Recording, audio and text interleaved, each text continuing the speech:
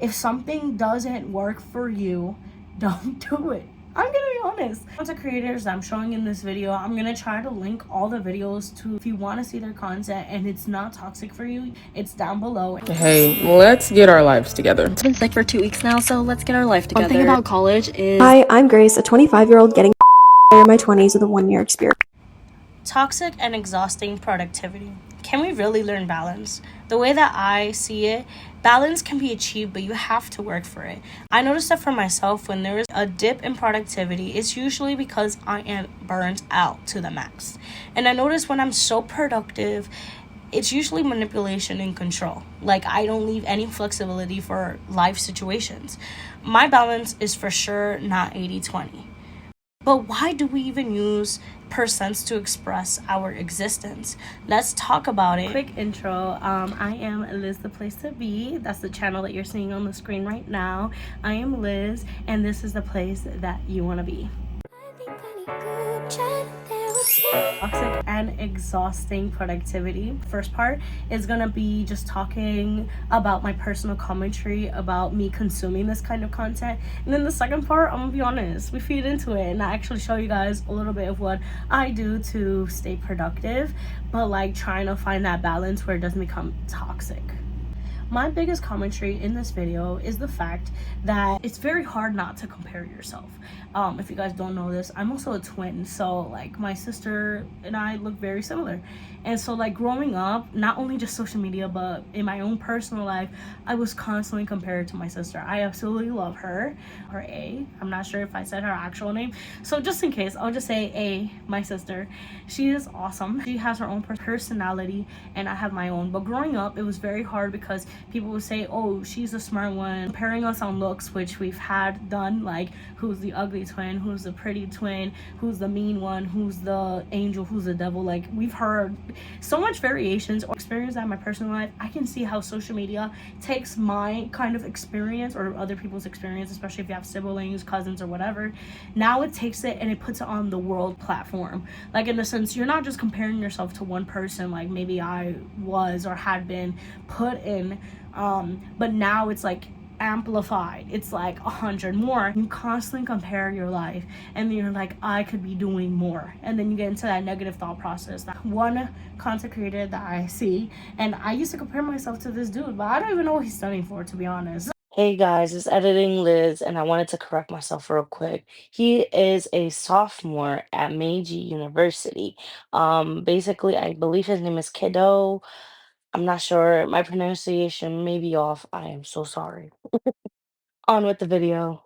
That he has an intense study schedule, right? So like he'll start like maybe 2 or 3 in the morning and basically be doing work all day. Makes time to make his breakfast. When I saw his channel, it at first became motivation to me, but then it slowly crept into this, I need to be this productive. And I remember I made this video on lemon 8, and I had such a long day, but I felt like one of my motivating things that day is just like study, work as much as I can, right? And I was studying for my classes, also studying towards the certification exam that I need to be a counselor. So like I went to sleep at like 5 in the morning just to wake up at 7.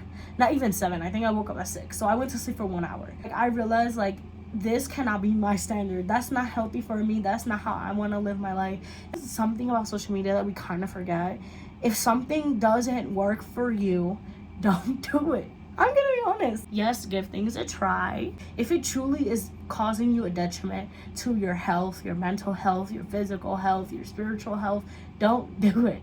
I feel like this is also like a bean superfication, which is a whole definition of itself, but it's like this video that went viral and this girl was making bean soup, and people in the comment section, that comment section was crazy.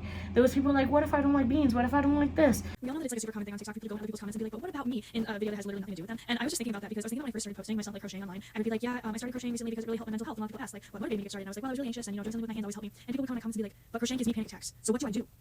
Girl, it doesn't have to be for you, especially with studying. You need to figure out what works for you. I used to study like that, like literally that routine of that day during my internship was like at least 4 to 5 days a week, my health plummeted, like in the sense that like, I was always exhausted. I always have like these dark circles. I don't know if they're just natural or like I'm actually just exhausted, but like I have I don't, it's a beauty filter on.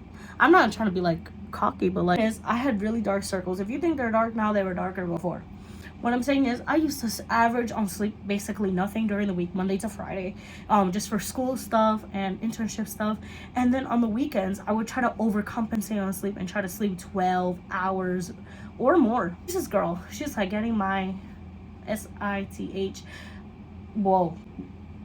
What did I spell? S-H-I-T. She's like, get my S-H-I-T together.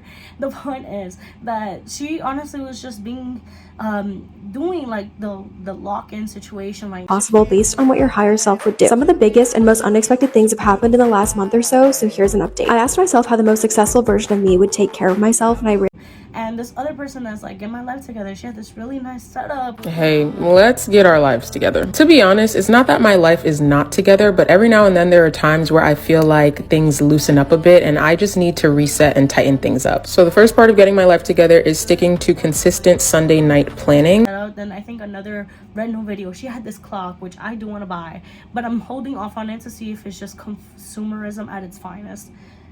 Anyways, that's a whole nother video I may do, but I'm trying to control like my spending. I did get my inspiration from them, and like even my previous video was talking about productivity and another YouTuber that I really enjoy. And I'm not saying what I said in that video was wrong, but I noticed that I can address my own toxic and exhausting productivity cycle. And then also for you guys to realize that if you have cycles that are going on in your life that you know are detriment to your growth. How to actually not have toxic productivity. Because of one, comparison, two, inconsistency. Is like I either put 100% of my effort into school or into work or into something, and then it's like everything else takes a backseat. The list of place to be, like the email, set up the YouTube, which is the one that you're watching now. I set this up years ago, but I was just so inconsistent that I would not forget about it, but I wouldn't put any time in it for months on end. But I feel like I had these sprints. Okay, I'm gonna call it a sprint of energy, in the sense that I focus so much in these specific times of the year. Sometimes it would conflict like the things I believe, like within the Bible. Ecclesiastes 3, time for everything. For everything there is a season, a time for every activity under heaven, a time to be born and a time to die, a time to plant and a time to harvest, a time to kill and a time to heal, a time to tear down and a time to build up, a time to cry and a time to laugh, a time to grieve and a time to dance, a time to scatter stones and a time to gather stones, a time to embrace and a time to turn away, a time to search and a time to quit searching, a time to keep and a time to throw away, a time to tear and a time to mend, a time to be quiet and a time to speak, a time to love and a time to hate, a time for war and a time of peace. And it's basically saying there's gonna be the highs and lows. And like for me, in the sense, like I would find this verse or these verses comforting in one moment. As someone who is inconsistent, like, I felt like it was a switch. It's either on and it's off, and it's like it's either you're in the really high point, you're in the really low point, and it's like not really talking or not really going over what is the in between, or how can you find consistency in between these very good moments. And I found myself not being able to enjoy the good moments or be able to have like these really good productive days. And like, just to say a couple of my thoughts, maybe being a little bit too vulnerable, but I started using a planner, right?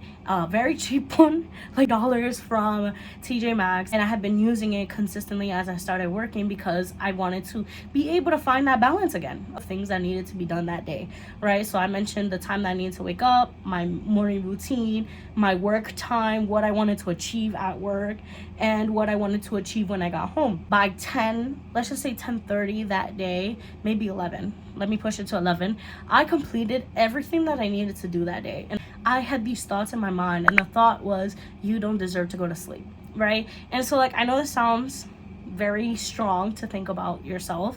But like, I just thought, I know it's random, but like my mind became flooded with all the previous months where I had like half-wasted days, or I had days that I just didn't do anything for myself, for my health, for nothing.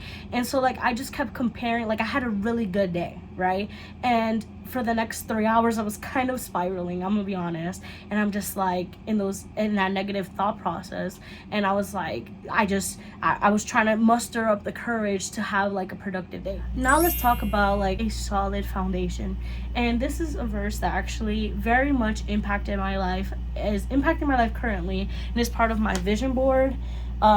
I can show you guys, but I can probably also pop it up on the screen. This is my vision board for next year. I'm so ready for this next year, okay? Because this year has been a roller coaster of feelings. Who listens to my teaching and follows it, it is wise. Like a person who builds a house on solid rock. Though the rain comes in torrents and the flood waters rise and the winds beat against the house, it won't collapse because it is built on bedrock. This is geology, right? There's a bunch of layers, right?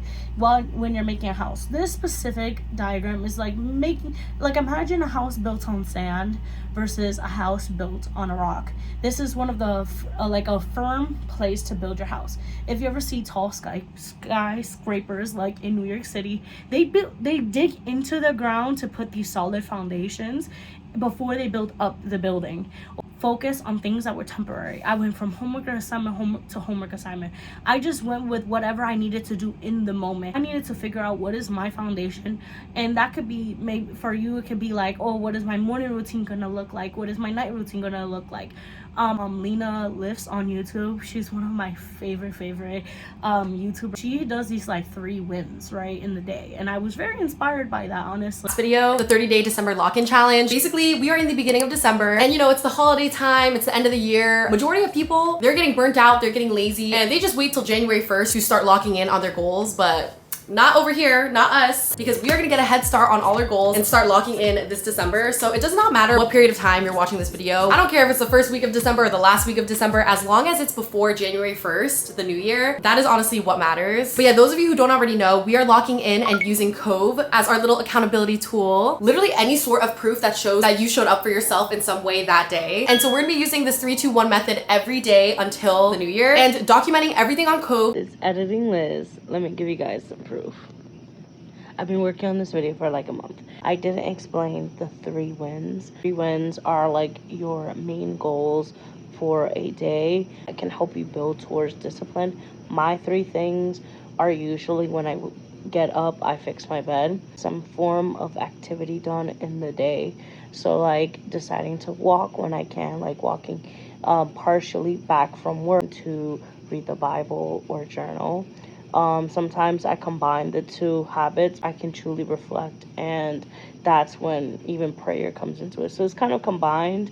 If you really enjoyed this video, please give it a like, comment, subscribe. If you want, write the number subscriber that you are, or that you think you are. Like, I'm number 3, I'm number 4. Anyways, by the end of this year, I'm actually hoping to maybe get to 10 subscribers. And as always, I hope God continues to bless you wherever you are. If you are having a difficult moment, I hope that this is a place that you can find yourself. And this is Liz from Liz, the place to be, the place that you want to be. Bye. I think I need group chat therapy.